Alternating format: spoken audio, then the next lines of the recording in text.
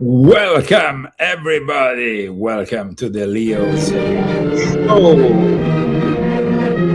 Yes, and once again for our weekly encounter with my new format, Illuminati News, celebrating 20 years of Illuminati Confessions.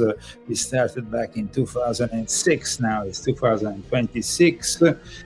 Here we are with Leo Zagami in this new format. Some people have asked me, where is Christy? She might be back in the near future. In the meantime, she's working hard for the household. Yes.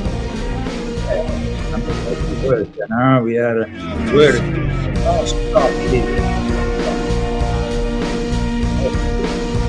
Let's start thanking those who made this show possible, our sponsors. Margot Rosada Minta, thank you, Margot Rosada Minta, and thank you, Daniel Estes. If you want to help us, you can do it with GoFundMe, or you can do it with Cash App, or you can do it also by purchasing my books. And today we're going to be discussing a couple of my books, in particular, Volume 11. I think we're going to also, of course, have to discuss also something that is outside of the Confessions of an Illuminati series, but is, of course, gaining a lot of attention because of the information that you can only find in this book. There has been many books published about Jeffrey Epstein, but The Rise and Fall of a Frankist Monster, exposing Jeffrey Epstein and the most powerful Jewish sect in the world, is a unique book. There is no other book in the world that discusses this subject. So purchase your copy as soon as you can.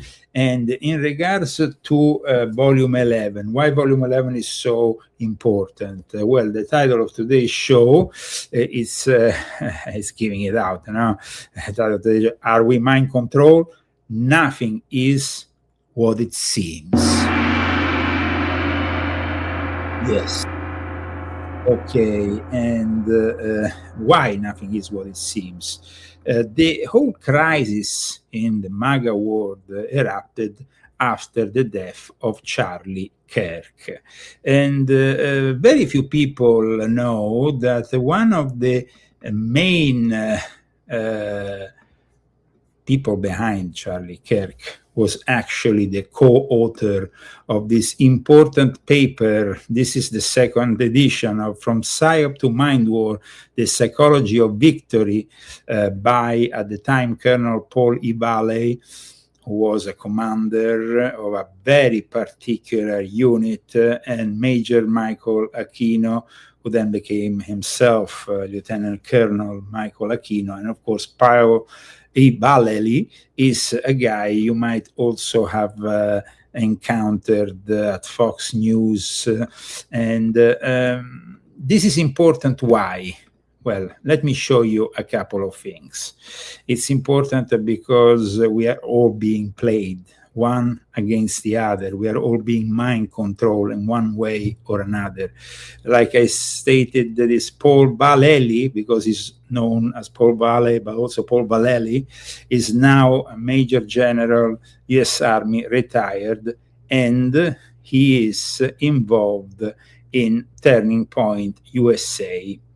There has been very little discussed about him, even from Candace Owen. One might expect. Now, Candace Owen has been very vocal about what she thinks is been a complete plot surrounding the assassination of Charlie Kirk, but she has never really gone deep into the Paul Vallely-Charlie Kirk connection, because this is a very important connection if you think about it, because I actually cited this gentleman in my book, in volume 11 of my Confessions, in a subchapter entitled appropriately Satanism and the Occult Origins of MK Ultra. Here we are. Okay.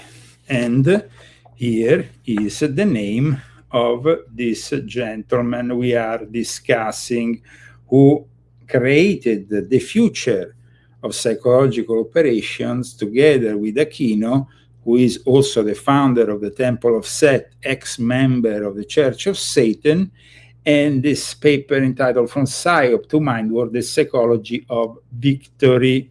And here you have the name of this of Vallely, who we find here next to Charlie Kirk. And I repeat, this is very important. This is very important. Some people are even doubting that Charlie Kirk is dead because of the involvement of all these weird people. But imagine, this guy is on the council of Turning Point USA, and at the same time he was the guy who worked with Michael Aquino in the creation of a new kind of mind war, in fact appropriately called mind war rather than psychological operation. So let me define a little bit what this guy is all about, because he was active in the 7th Psychological Operations Group. And at the time, he was the superior of Michael Aquino. And this unit of psychological operations that was organized in the middle of the 1960s was moved for a period in San Francisco. They had been active also prior to that in Fort Bragg, but they started actually in California in a place called Moffett Federal Airfield. This is the place where this specific battalion of psychological operatives was born, and is part of Santa Clara County. Now, let me explain you a couple of things. This group was stationed for a period of time in San Francisco, and then they changed. They eventually will move out after the Presidio scandal, which brought a lot of attention in the Presidio scandal involving also Michael Aquino. For those people who remember it, it was a scandal also centered into alleged accusations of pedophilia made against Michael Aquino and his wife, the late Michael Aquino, because he's no longer with us. Now, they went back with the whole psychological operation group to Mottfeld Field, sorry, that's how it's called, the original joint civil military airport where this battalion started. And it's important because at the time, though, they were stationed in San Francisco when this paper came out. And San Francisco was the epicenter of what, like I explained in my book, had been MK Ultra's experiments, the epicenter of experiments conducted, of course, without the knowledge of the majority of the population, on an unsuspecting and often unwilling population. Michael Aquino met also at one point during the time he was stationed there, during the screening of Rosemary's Baby, he will meet also Anton LaVey. Anton LaVey is very important in our story because Anton LaVey is the guy who will change forever the story of Michael Aquino, because Aquino will start collaborating with Anton LaVey, arriving to the apex of the Church of Satan system until in the middle of the 70s, when there was actually the seventh psychological operation was activated in San Francisco. That was the moment in which Michael Aquino decided to separate from Anton LaVey and start his own path. Let's remember that Anton LaVey had founded the Church of Satan in San Francisco and had been very active within the satanic milieu of San Francisco from the year 1966. So in this whole thing of, we all hear about mind control, about MK Ultra. MK Ultra lasted only between officially as MK Ultra, it started in 1953, though it actually was known with other names prior to that.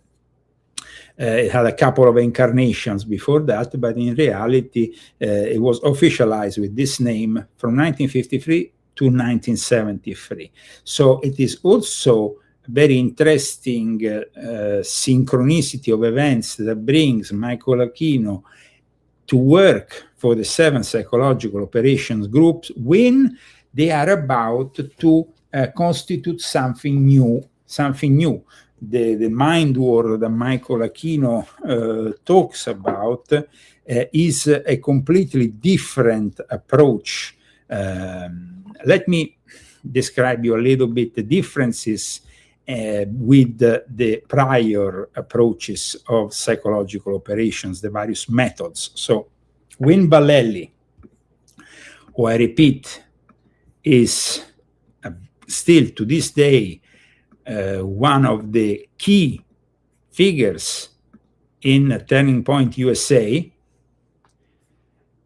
when Vallely decided with Aquino to put out this paper, they started to advocate a proactive, all-encompassing, and almost scientific method to controlling enemy mindsets, rather than merely targeting their perceptions.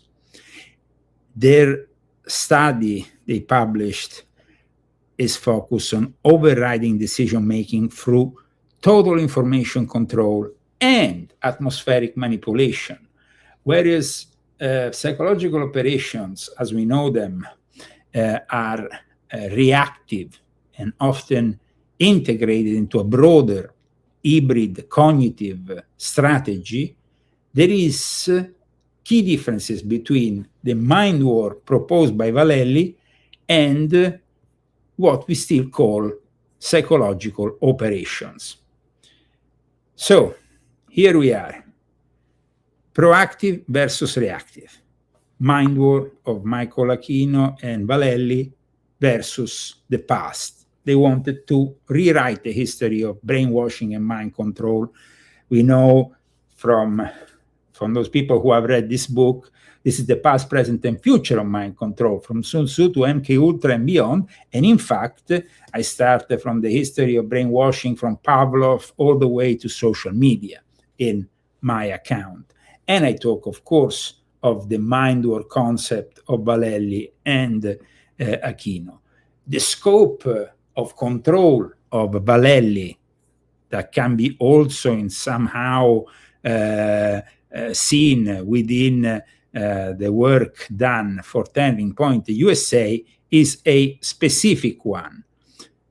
They want to seize control of all information channels to dictate how an enemy population processes information.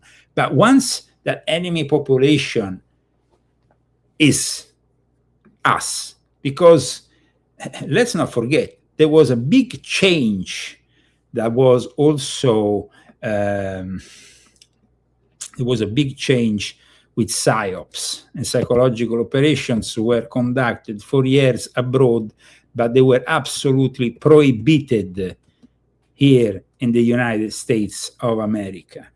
During the Obama era, as I explain also in my book, things changed. There was, they eventually, first of all, Obama renamed PSYOPs, though they came back, this term will be put back into use in 2017. In 2010, PSYOP was renamed Military Information Support Operation, MISO.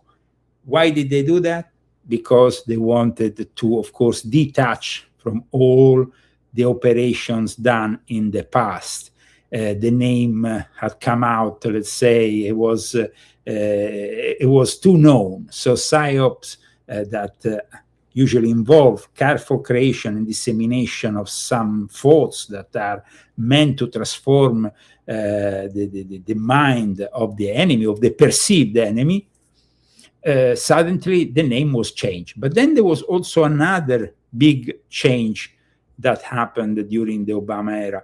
The actual change that I'm talking about is about regards instead the fact that no longer the military could be stopped when intervening on our own population, on the US population. So this is a very controversial thing, because it was like a change that Barack Hussein Obama put together. First of all, the PSYOPs transformed in MISO, so there was a different perception. But then after, there was also this possibility that was sanctioned by the Congress, that finally the psychological operations could also be addressed to the American population. This is something that never happened before. The American population was always left out. The psychological operations were always meant for our enemies abroad, or even for our friends and allies abroad in Europe and so on. They were subject to mind control operations. We here in the United States of America were lucky enough until during the Obama era, they passed this whole thing, this new law, and they created the possibility for us Americans to finally become ourselves victim of this mind control. So the Smith-Mundt Modernization Act under Obama. That is the name. I'm glad that somebody smart here defines herself as a blues lady, said the Smith-Mundt Modernization Act, because that is really the turning point for America, and I think also for what was created later. Because if you think about it, Turning Point USA will not have been created without something like that.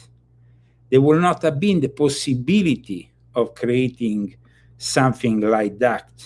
The Smith-Mundt, it was a moment in which we have created an opportunity that was not present since the very creation of the way the psychological operations and even the mind control activities of MK Ultra came into fruition was always to leave the the Americans out of it, though with MK Ultra we saw that that was not really respected. They tried also to operate in Canada.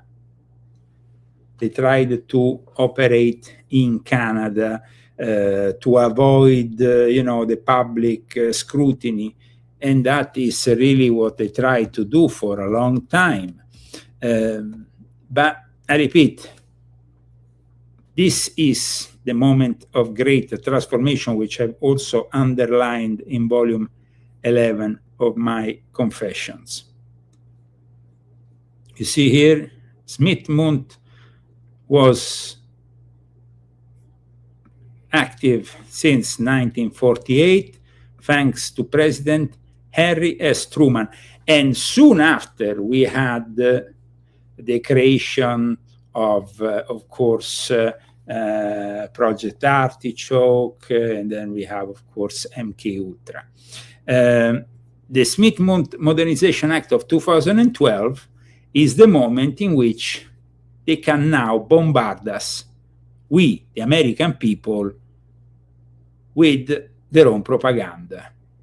And it was introduced by a member of the Democratic Party called David Adam Smith, together with the congressman, and this is, of course, to show you also that, it's not only the Democratic Party. This is the Republican Party and the Democratic Party together, because are we all mind control?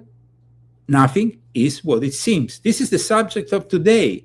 The way we have been put one against the other over and over again by people like Paul Vallely, who, of course, is an important strategist within the Turning Point USA saga. Now, I believe Charlie Kirk was killed. I don't necessarily believe he's still alive.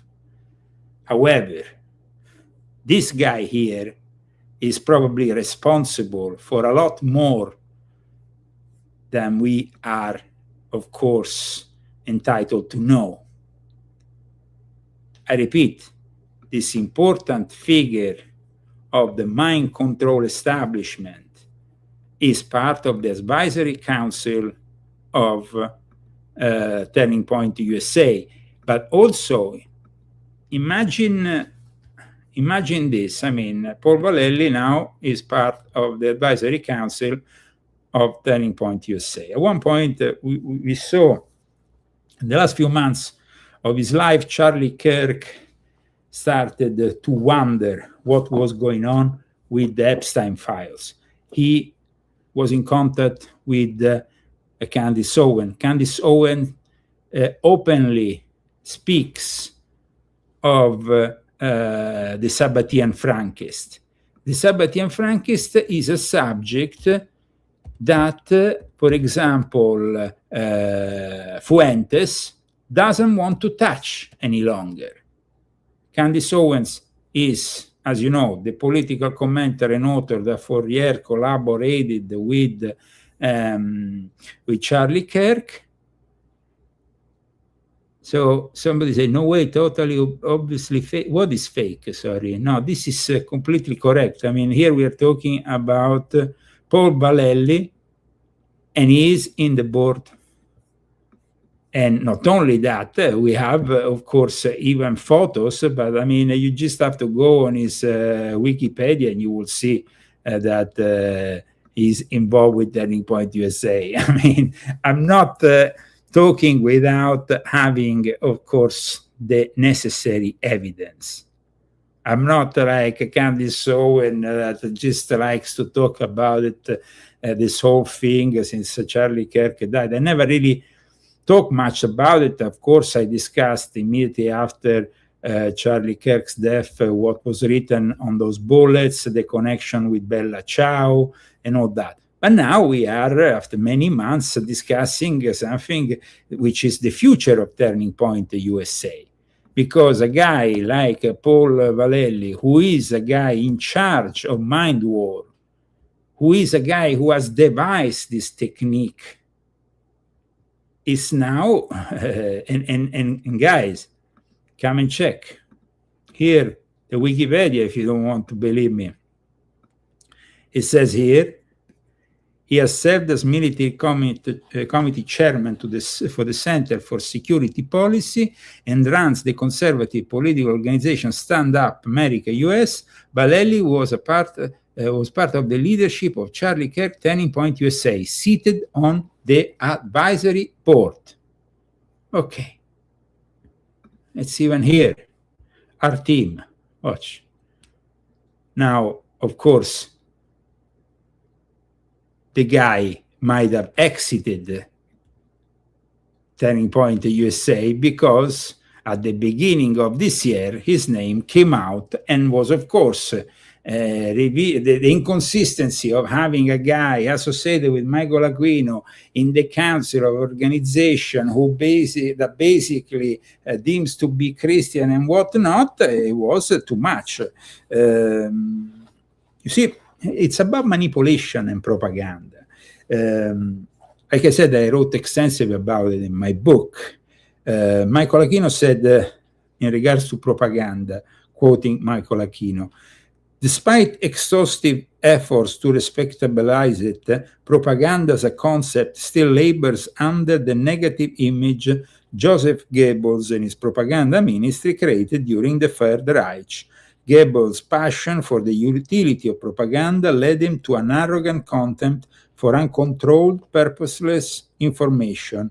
In his eyes, the motivational and indoctrinational goals of the German propaganda effort fully justified the complete selection and packaging of information as might be convenient or expedient. However, he talks about having a strategy of truth. He also talks about the fact that the mind war needs to go beyond psychological operations. So there is certain differences with psychological operations. We talk about the scope of control, but we can also talk about the methods, technological versus psychological of mind war. Now, mind war, in addition to propaganda, uses also scientific methods. And that is something we have found in the recent kidnapping, if we're going to call it kidnapping or arrest of Nicolas Maduro, because in the methods of mind war, there is also the use of electromagnetic activity. The discombobulator that Donald J. Trump talked about is a mind war method. It's not a PSYOP method. A PSYOP method will be centered on propaganda, but will not be centered on atmospheric electromagnetic activity, aeronization, and also the use of extremely low frequency waves to affect brain function. What was done in Venezuela is part of the modern methods of mind war. And while modern PSYOPs and cognitive warfare are more focused on algorithm manipulation, misinformation, and behavioral economics to exploit cognitive biases, we have here a new operational function which uses also the discombobulator, as Donald J. Trump has described it. Which means that Vallely could have gone now, maybe left the council, the directory of the Turning Point USA to go back into active duty and collaborate on an operation like the one we saw with Nicolas Maduro.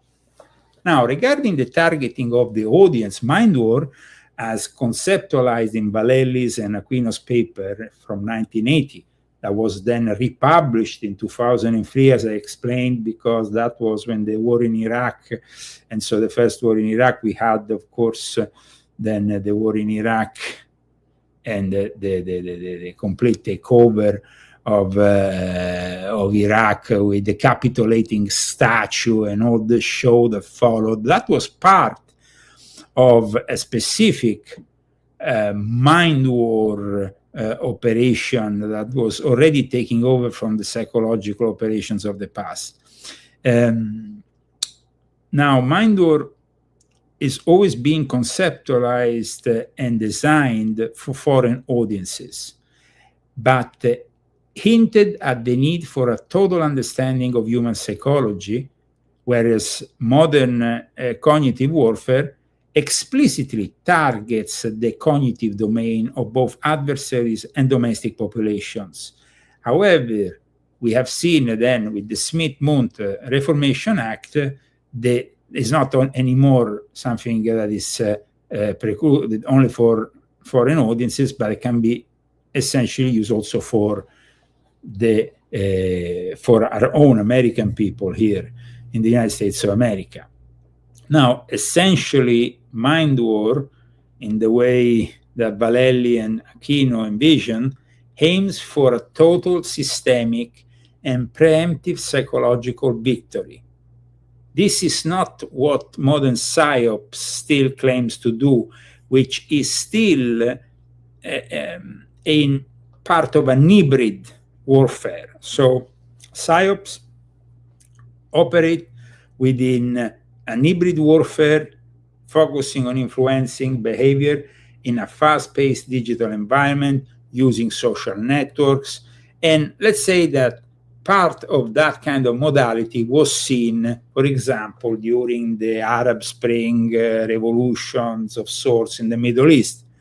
However, the mind war is instead the one that brings us with a much more aggressive stand, and that's why there is the possibility that now this kind of operation might be used in Iran and in Cuba. In Cuba, by the way, as I already wrote in volume 8 of my Confessions, there has already been attacks even against the American embassy based on extremely annoying frequencies that created a lot of problems with the famous Havana syndrome that was discussed for a time. Now, instead, Trump wants to maybe use itself, this technology, to take over Cuba, but also take over Iran, because Iran is really at the moment the place that, you see, we have only 3 million of the Epstein files. Totally, there are 6 million files. Only half has been published, and the DOJ has said they will not publish any other files. So half of the files, half of this of 6 million has been published, and the other half, where is it? Why are we not allowed to see it? And why is it all happening now? And why we are having the possibility of a war in Iran? Guys, Jeffrey Epstein was involved in weapon deals, and he was involved in the whole Iran-Contra affair. So, you know, at the moment you have, of course, the whole of the Middle East in turmoil, waiting for Donald J. Trump to attack Iran, but we are also being played because Trump wants to deflect the attention. You know, we are here, and this is also something that can be a massive PSYOP, or a massive PSYOP leading to an operation of mind control on a massive scale with the liberation of Iran. And of course, Trump intervenes to liberate Iran from the evil Ayatollahs. We all know that the Ayatollahs are evil. We all know, I mean, I wrote a whole book, volume 10 of my Confessions, which discuss in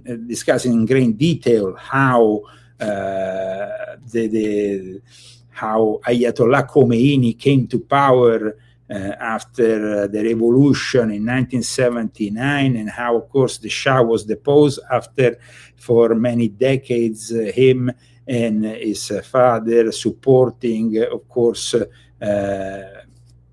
first, of course, there was a more, let's say, there was an Iran with the Pahlavi more inclined to support the Nazis and the fascists, but after the Second World War, then there was instead the CIA, MI6 takeover, the coup d'etat, the Freemasons very active in Iran. There was also a very important link with the Cairo Lodge of the Illuminati. So here we are discussing now in 2026 the next move.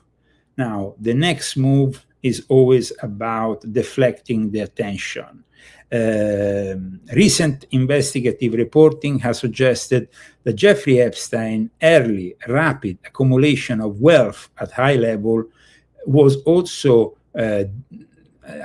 possible because of his shadowy connections in the 1980s linked to the Iran-Contra affair, a covert operation where the US government used intermediaries to illegally sell weapons to Iran. They had an embargo. In theory, they shouldn't sell weapons to the enemy, to Iran, but they wanted to sell these weapons, the Reagan administration, for a specific reason: liberate some American hostages taken by Hezbollah, that is notoriously linked to Iran. And this whole scandal, armed traffic deal, went on in the early 80s, from 1981 to 1986, under the Reagan administration, that used then the money of the weapons sold to Iran to buy weapons to fund the Contras and the anti-Sandinistas rebel groups in Nicaragua.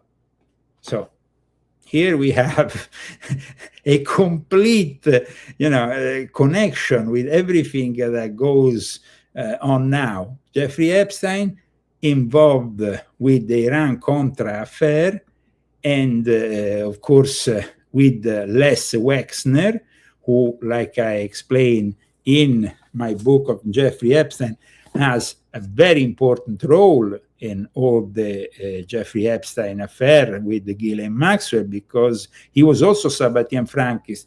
He is the one, Les Wexner, who founded the Illuminati mega group in 1991 that includes very powerful people that backed also Jeffrey Epstein. Let me show you this article of great importance to learn more of what's going on today. Jeffrey Epstein was linked to Israel, as we know, but also to the CIA. The American Conservative, this article says, Epstein, Israel, and the CIA, how the Iran-Contra planes landed at Les Wexner's base. So imagine this. Weapons for the Islamic Republic of Iran, sold by the super conservative forces of America and Ronald Reagan and all these people who claim to be the enemies, of course, of the Ayatollahs. But in any case, Jeffrey Epstein helped Les Wexner repurpose the CIA Iran-Contra planes from unsmuggling to shipping lingerie after.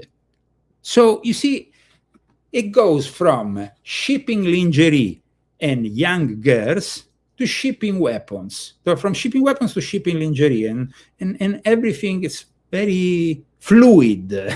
It's crazy. It's insane. Think about it.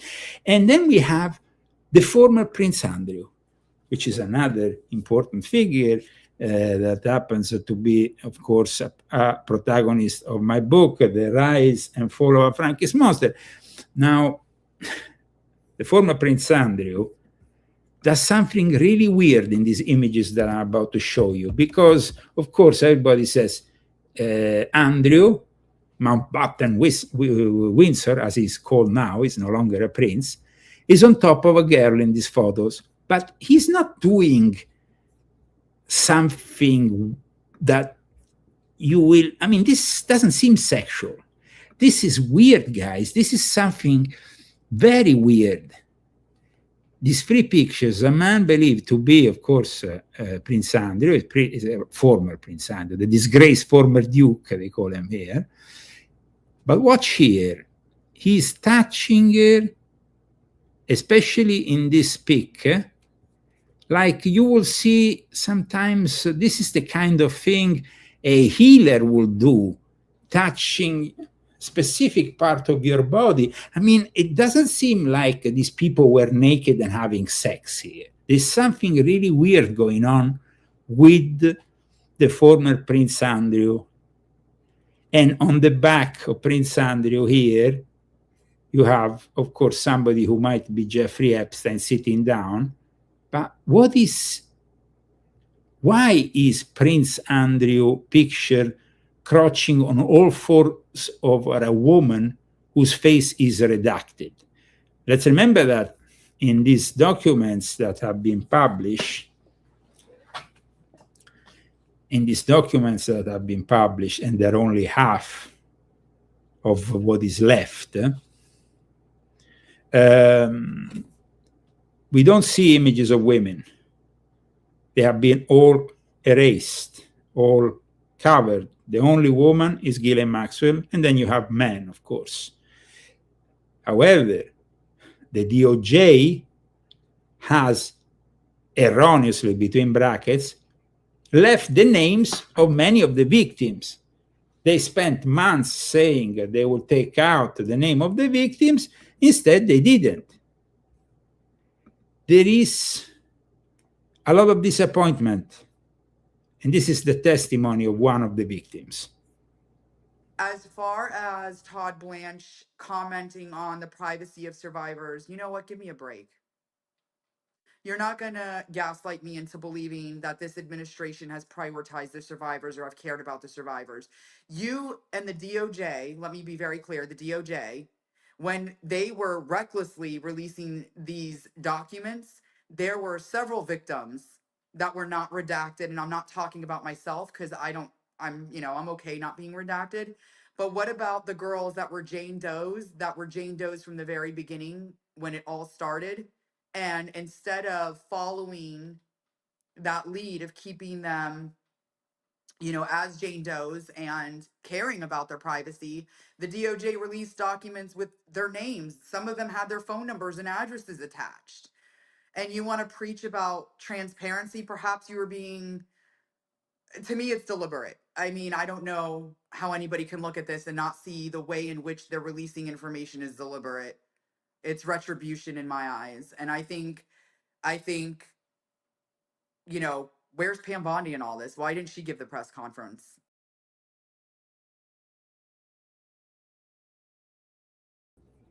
Welcome to the Leo Zagami Show. Thanks to our sponsors, Daniel Estes and Margot Zada Mint.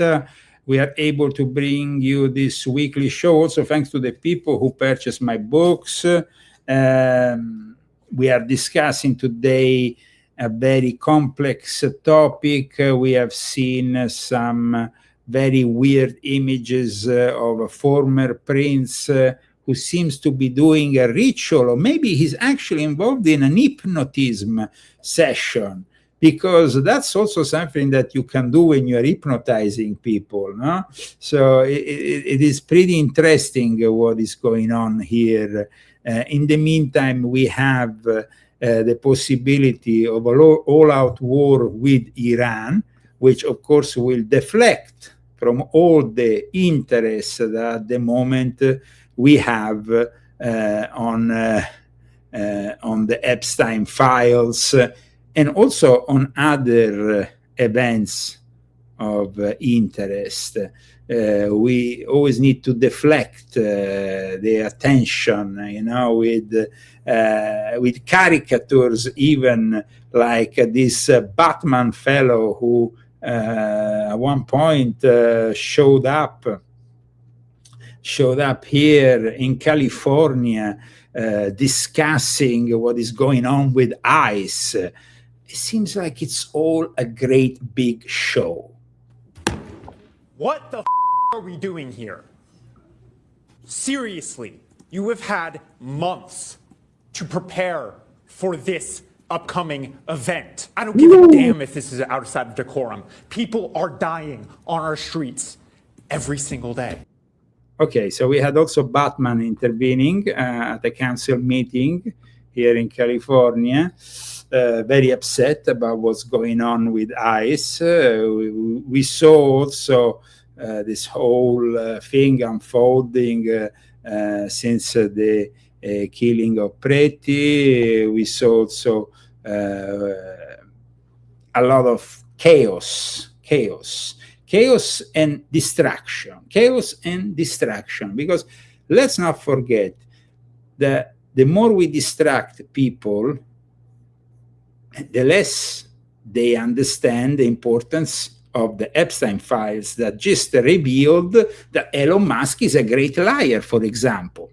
Elon Musk was the guy who accused Bill Gates, saying that Bill Gates should have no place near children because he was associated with Jeffrey Epstein, and now the documents that have been published state that Elon Musk wanted to go to Little St. James, to Jeffrey Epstein's island, for the wildest party. But a few months ago, Chapter in the long-running feud between two billionaires, Elon Musk and Bill Gates, are clashing again, this time over foreign aid cuts. Earlier this month, Gates accused Musk of endangering vulnerable children by slashing U.S. foreign aid programs, including funding for HIV prevention and vaccines.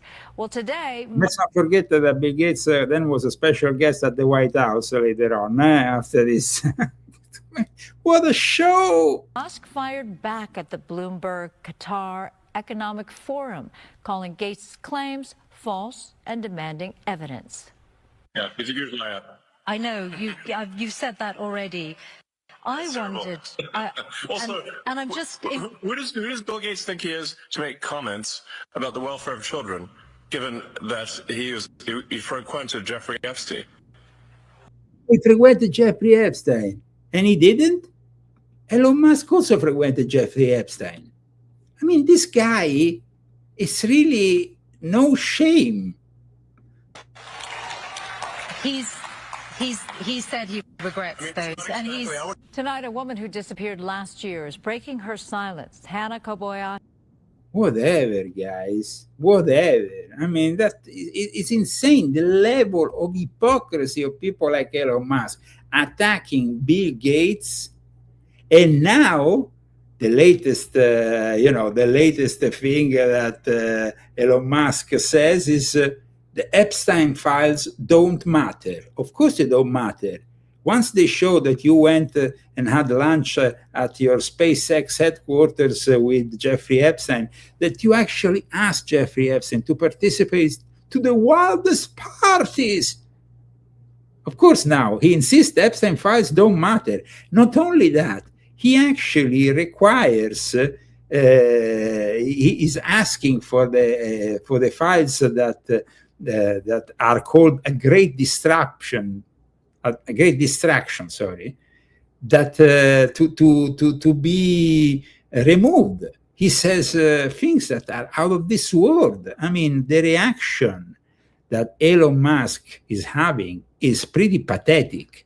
Elon Musk says his emails with Jeffrey Epstein are misinterpreted, calls release of files a distraction.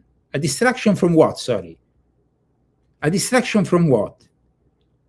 In the meantime, my friend Alex Jones said, I'm going to look into it. I'm going to look in. If I find something wrong with Trump, but I don't think so. We already analyzed. Sorry, Alex. You finally stated that you were one of the first people to denounce what was going on at Jeffrey Epstein's island. But then now you are almost like impossibilitated from revealing to us the full truth when it involves, of course, Donald J. Trump, because Donald J. Trump is involved. Now, he might not have forced a minor to have oral sex with him. We don't have any confirmation of any wrongdoing from Trump. However, there is a lot of interesting elements that are coming out of the Epstein files. And why is the conservative world ignoring the whole thing? Here we have a bunch of alternative media pundits and journalists who have always discussed the possibility that once Trump was elected, we will have finally a full prospect of what was going on behind the scenes with Jeffrey Epstein. And now all those pundits, all those journalists are completely silent. They are actually refusing to have me on the air to discuss my new book. This new book is actually considered not totally in line. Not totally in line with what? With you being brainwashed? Because then it's about brainwashed. It's about being brainwashed. Incredible, guys. Incredible. However, in regards to what is going on here with all this brainwashing, I mean, for millennia, you know, we had people influencing other people, influencing their perceptions and everything else. And of course, now that we have technology that is out of this world, that is really prone to persuade people, we tend to just fall for all these distractions. The future of brainwashing, guys, like I explained also in volume 11, it's between neuroscience and social media. It's about, of course, there's also the electromagnetic fields that can be utilized as Aquino wanted and also as Valelli wanted. Pavlov started, you remember, his experiments. It was all about influencing some dogs initially, before he got Lenin to support him. And at that point, like I explained in volume 11, Lenin gave him access to all the various hospitals of the Soviet Union, of the newborn Soviet Union, so he could finally conduct his experiments on humans. It's about conditioning humans. William Butler Yeats once said, and I'm quoting William Butler Yeats, who was, by the way, also a notorious member of an important secret society. And what rough beast, its hour come round at last, slouches towards Bethlehem to be born? That is to be interpreted, this. It's an interesting citation. Pavlov was lyrical almost. He was very outspoken about the future of mind control and science. And he would have even made Machiavelli kind of optimist in the way Machiavelli, who of course wrote The Prince, didn't know about all these opportunities that technology will give us. When you see Turning Point USA today, a big spectacle, lights, announcement, the whole thing conducted almost as a concert. Now, I have my own experience here in the Coachella Valley with Donald J. Trump. And I really, I've been in my past life almost a producer, record producer. I was, of course, involved in the music business. I know about, show business. And I noticed the similarities were striking.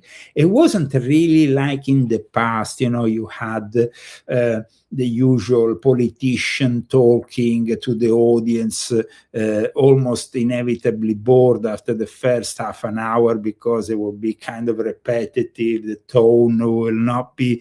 Instead, in Donald J. Trump's world and in his political landscape and proposal, it was about entertainment. It was about flashing videos, lights, audio, blasting. And this is the difference. There is a complete difference with the way that they are, pushing the audience, and they managed to definitely they managed to get us. So everything is being studied in a way that in the end they convinced us that Trump was the guy who will bring us to a new level, a new political level. Somebody is asking me if the wife of Charlie Kirk was on it. Now, we can't have that certainty for sure, but there's a lot of the things that are said every week by Candace Owens that definitely give us that kind of outlook. I mean, Erika Kirk was definitely a person who, after the death of Charlie Kirk, has behaved in a very strange way. If you are the widow of a person who has lost his life in a tragedy like what happened with Charlie Kirk, I don't think you will be going around kissing the vice president and dressing up like you are also going to a rock concert. I mean, the whole thing is really weird, guys. Definitely. It's so very weird. This Operation Midnight Climax that was conducted during the MK Ultra years in San Francisco is another interesting topic that might have also in a way be used, that Operation Midnight Climax and the results of it for then the experiments and the paper laid down by Valelli and Aquino. Aquino was never part, he was, he said, always to be part of MK Ultra. And at the time, of course, the few people that were experts in psychological operations and mind control were all taken in and worked in some capacity in the various sub-projects of MK Ultra. But what happened in San Francisco definitely is the emerging of the occult out of a acid experiment fueled with tons of LSD. Let's not forget, the streets of San Francisco, the flower power, and all that, though, had a dark side of the age of Aquarius. While you had all those hippies smoking marijuana in the streets of San Francisco, you had also in secret people like Anton LaVey doing a ritual at the former Russian embassy for the invocation of his demon brother that became after a film by Kenneth Anger. So it's kind of interesting how then Aquino fits into the whole thing. And of course, nothing, like I said, is like what it seems. And we are almost getting at the end of today's show, though I notice that you are very interested in this topic, and I'm glad that you have joined me today, because there is an interesting book that was published after the Second World War that really needs to have more attention. It's a book written by William Sargant, a book called Battle of the Mind.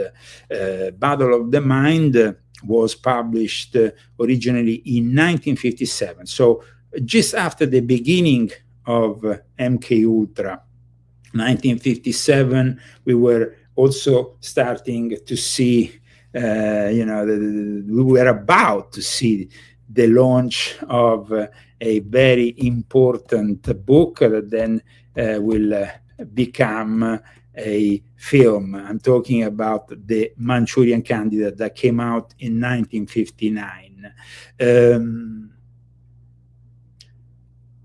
There is a citation, though, that from that book I would like to read to you today.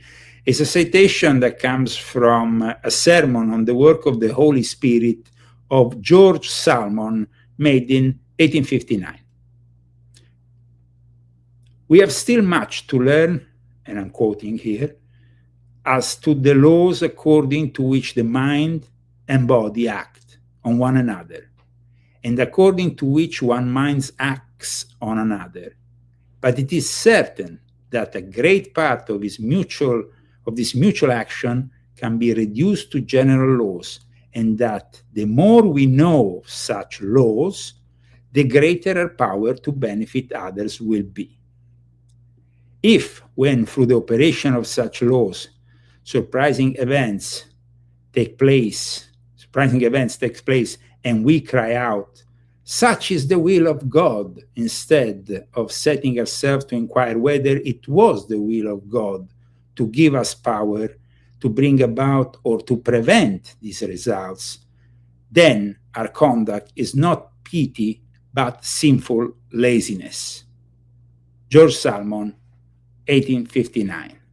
Thank you so much for following the Leo Zagami show today. Keep on supporting this show. And of course, the more you support it, the more shows we will try to produce during the week. God bless you all, and I see you for the next Leo Zagami show, Illuminati Confessions, actually Illuminati News in our new format. Illuminati want my mind, soul, and my body. Secret society, I'm trying to keep it on.